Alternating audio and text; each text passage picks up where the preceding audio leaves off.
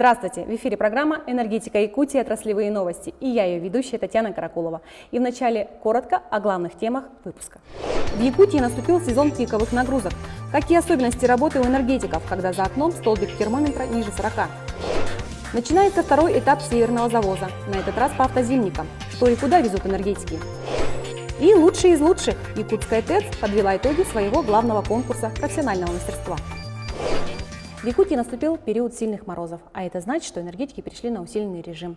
От надежной работы оборудования зависит каждый потребитель, поэтому к источникам генерации и линиям электропередач особое внимание. Как проходит сезон пиковых нагрузок на главных электростанциях Центральной Якутии в нашем следующем видеосюжете. Для новой станции Якутская ГРЭС-2 сезон пиковых нагрузок проходит уже во второй раз. И опыт предыдущей зимы сегодня помогает. Чем ниже температура на улице, тем чаще совершаются обходы в машинном зале. Инженеры каждые 15 минут визуально контролируют работу всех агрегатов. Мы смотрим визуально изменения в оборудовании, за уровнями масла на турбине, за состоянием котлов. На особом контроле так называемые тыловые участки. Ничто не должно замерзнуть. На пределе внимания и у персонала, находящегося на центральном щите управления. Станция высокотехнологичная, поэтому информация о любом отклонении появится на табло. Мимо никак ничего не пройдет. Если что-то, какое-то отклонение, сразу выходит предупреждающий сигнал на армы ГТУ, на армы, на компьютера. Оператор сразу видит. Такая двойная система контроля внедрена для того, чтобы исключить все риски. В экстремальные морозы мелочей не бывает. Похожий график дежурства и на другой станции ГРЭС-1. Вместе с новой они работают в паре, помогая друг другу. Мы на обеих станциях провели текущие капитальные ремонты. На ГРЭС-1 был выполнен ремонт ГТУ-8, ГТУ-1.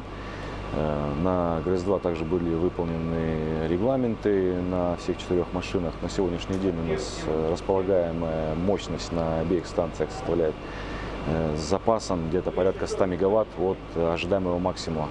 Сегодня эти два источника генерации обеспечивают жизнедеятельность столицы региона города Якутска и близлежащих районов. На этой территории проживает большая часть населения республики. Электроэнергетика, она уже, как говорится, главенствующую роль играет. В наших условиях определенное 100% однозначно оно у нас требует особого внимания. И я думаю, что якутские энергетики достойно выдержат и лютые морозы этого отопительного сезона.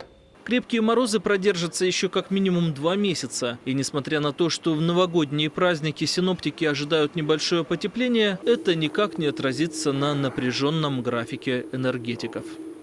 Каждый месяц энергетики Якутии подключают более 100 новых потребителей. Для этого необходимо обесточить микрорайон и произвести монтажные работы. О графике таких отключений жителям сообщают накануне через средства массовой информации и социальные сети. Основную часть работы энергетики проводят в дневное время будней.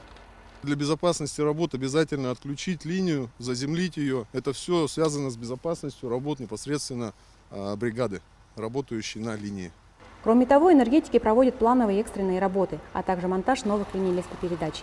Поэтому временные ограничения приходится вводить практически ежедневно. Потребители высоко оценили качество услуг Якутскэнерго.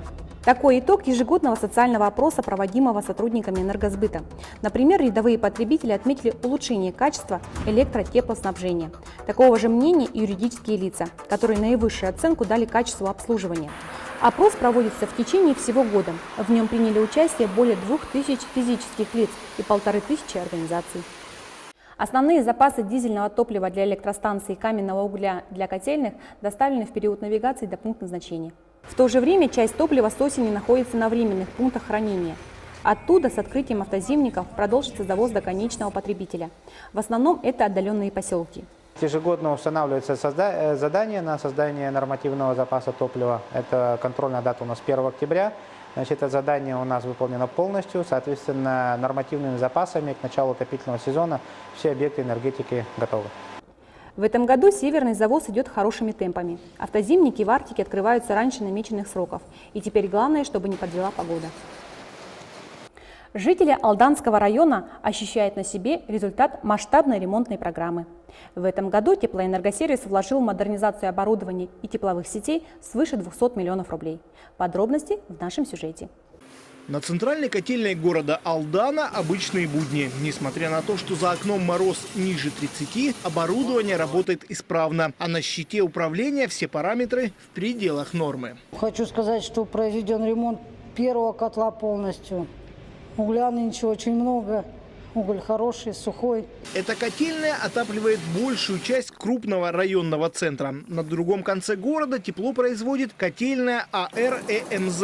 Еще недавно она была самой проблемной. Сегодня здесь тоже новые котлы и насосы. Большую ремонтную кампанию теплоэнергетики успели выполнить за короткое лето. Отработали по каждому объекту. Ни один объект остался без внимания. Алданский филиал теплоэнергосервиса обслуживает 2 города и 9 поселков промышленного района. В этом году обширная ремонтная программа коснулась каждого населенного пункта. Наша инвестиционная программа составляет 250 миллионов в Алданском районе. Она полностью выполнена. Данная сумма инвестиционной программы, она была впервые за, наверное, я думаю, за десятилетия.